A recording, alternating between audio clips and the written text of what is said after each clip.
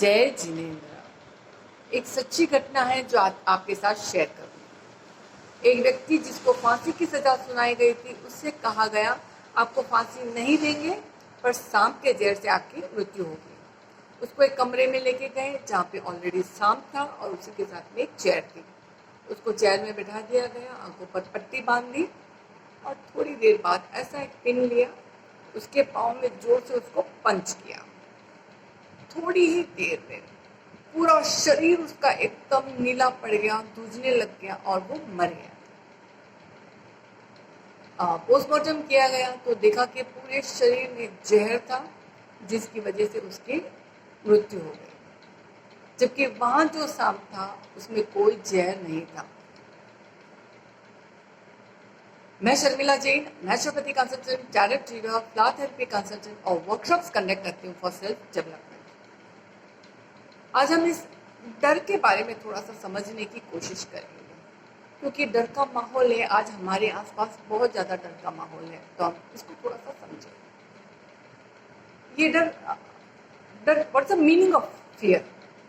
Fear is an unpleasant emotion that is caused by a threat of danger, pain or any harm.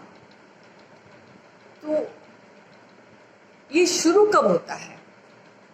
ये शुरू होता है जब एक बच्चा माँ के पेट में होता है, तभी से। अगर माँ बहुत ज़्यादा डरती है, घबराती है, हर चीज़ में ओवर प्रेशर कर लेती है, टेंस कर लेती है, तो बच्चा वही चीज़ लेके बाहर आएगा। जब बच्चा हाथ का होता है तो उसको सिर्फ दो चीज़ों से डर लगता है। एक तो उसको गिर जाने का डर रहता है और दूसरा भूख का डर रहता है। पर जैसे जैसे बच्चे बड़े होते हैं, उनका डर ग्रो होते रहता है। जैसे अगर उसने थोड़ी भी कुछ मस्ती कर ली तो हम बोलते हैं कि ऑटो वाला ना इसको डरा, या कोई वॉचमैन है उसको बोलते हैं डरा, कुछ नहीं तो काला बाबा भूत आ जाएगा। यही सब हम करते हैं। तो वो डर वहीं से शुरू होता है। जब स्कूल कॉलेज से आते हैं तो साथ वाले स्टूडेंट से कभी डर हो जाता है, कभी बॉस से डर लिए, कभी डेडलाइन को नहीं रीच कर पाए, तो शादी हो गई और ससुराल वालों से डर लगता है, एंड मैनी थिंग ऐसे चलता रहता है। बुढ़ापे में इल हेल्थ का डर लगता है, कौन संभालेगा आदि आदि। मतलब डर हमारे साथ हर कदम चलता है। जब भी डर लगे एक चीज जरूर सोचना कि क्या ये डर सचमुच का डर है, क्या मैं सचमुच डर रहा हूं या डर रही हूं, या जैसे मैंने बचपन में सुनते आ रही हूँ इस वजह से डर रही हूँ, या जो आजकल मीडिया में चलता रहता है उसको सुन सुन के डर रही हूँ, या कोई हमारे फ्रेंड सर्कल में हम डिस्कस करते हैं तो उस हिसाब से डर है। क्या ये डर सच्चा है? मतलब इज इट ट्रू? फिर नेक्स्ट ये देखना कि क्या इस डर से बाहर आने का कोई रास्ता है, क्योंकि अगर हम जिस चीज को नहीं जानते हैं उससे हमको ज्यादा डर लगता है। जब हम उस चीज से परिचित हो जाते हैं तो डर नहीं लगता है। क्या हमें सर्दी खांसी से सबसे डर लगता है? नहीं लगता, क्योंकि हम बचपन से इसको देखते आ रहे हैं। तो वैसे हम इसको समझे, क्या ये डर मेरा सच्चा डर है, मतलब रियल ट्रू, या फिर और दूसरा है क्या इस डर से कोई बाहर निकलने का रास्ता है? अब हम देखते हैं कि ये जब डरते हैं तो क्या होता है। जब हम डरते हैं स्पेशली अपना हार्ट बीट फास्ट हो जाता है, पसीना आने लग जाता है, आंखें थोड़ी बड़ी हो जाती है डर के मारे।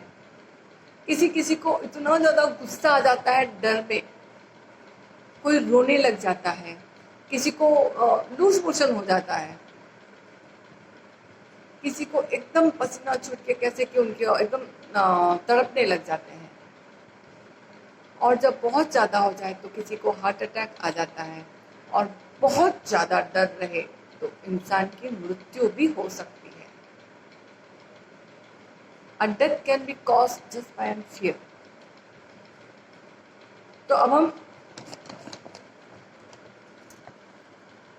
अब हम देखेंगे कि इस डर से निकलने के रास्ते क्या क्या हैं।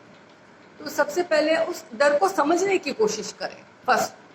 दूसरा, किसी फिलोसोफर ने बहुत अच्छा कहा है, जिससे आप डरते हो उसका सामना दिन में एक बार रोज करो। धीरे धीरे आप फेमिलियर होते जाओगे तो आपकी घबराहट, आपका डर कम होते जाएगा। और उस मैटर पे पूरी तरह से रिसर्च करो, क्या है, क्यों मुझे डर लगता है और इससे निकलने के रास्ते क्या है। सॉरी। जैसे हमको आग से बहुत डर लगता है, पर जितनी समझ आती गई, हम रोटियां बनाते तो तवा गर्म होता तो कई बार हाथ पे जल जाता था, कभी यहाँ कभी यहाँ। पर जब प्रैक्टिस होती गई रोटियों की तो हम आराम से रोटी कर सकते हैं और हाथ भी नहीं जलता। मतलब जितना फेमिलियर हो जाओगे उससे, तो फिर आपको डर नहीं लगेगा। जितना ज़्यादा आप खुद को समझ लोगे, मेडिटेशन आदि का सहारा लोगे, हेल्थ को थोड़ा स्ट्रॉन्ग कर लोगे, तो आप में ये घबराहट, ये डर नहीं रहेगा। वरना होगा ये कि जितना ज़्यादा आप डरोगे किसी चीज़ से, वो आपके मेंटली अपने इमोशंस के ऊपर बहुत ज़्यादा हावी हो जाएगा। जितना ज़्यादा आप इमोशनली आप डरे हुए रहोगे, उतना ज़्यादा आपका फिजिकल जो बॉडी है उस पर उस डर का असर आते जाएगा। आपका धीरे धीरे इम्यून सिस्टम जो है, जीवन शक्ति, वो कम पड़ जाएगी अगर आप ज़्यादा डरते रहे तो। वहीं ऑपोजिट, अगर आप स्ट्रांग होते गए, आप इमोशनली स्ट्रांग हैं, तो आपका इम्यून सिस्टम भी बढ़ सकता है। कई सारे ऐसे एग्जाम्पल्स हैं जिसको मालूम था उसको कैंसर है, फिर भी उन्होंने पॉजिटिव इमोशन से, पॉजिटिव वाइब्रेशन और फीलिंग देके उन्होंने उससे बाहर आ गए उस प्रॉब्लम से। तो अभी ये जो भी अपना चल रहा है, ये जो पीरियड, आप उसमें कॉन्फिडेंट रखें। देखो, fear is like a fire. What we have to do is fear को ही आपको फायर कर देना, यानी उसको हटा देना है। अब ये जो भी चल रहा है हम उसको बदल नहीं सकते, मगर हम खुद को स्ट्रांग रख के, पॉजिटिव रख के, अपनी हेल्थ का केयर करके, पानी का सेवन परफेक्टली हर रेगुलर पीरियड्स में पानी का सेवन करते हुए, न्यूट्रिशियस फूड लेते हुए हम अपने आप को सुरक्षित रख सकते हैं। Please please take care of yourself emotionally and physically. Let's fire the fear और आगे बढ़े। डर के आगे जीत है तो जीत के दिखाते हैं।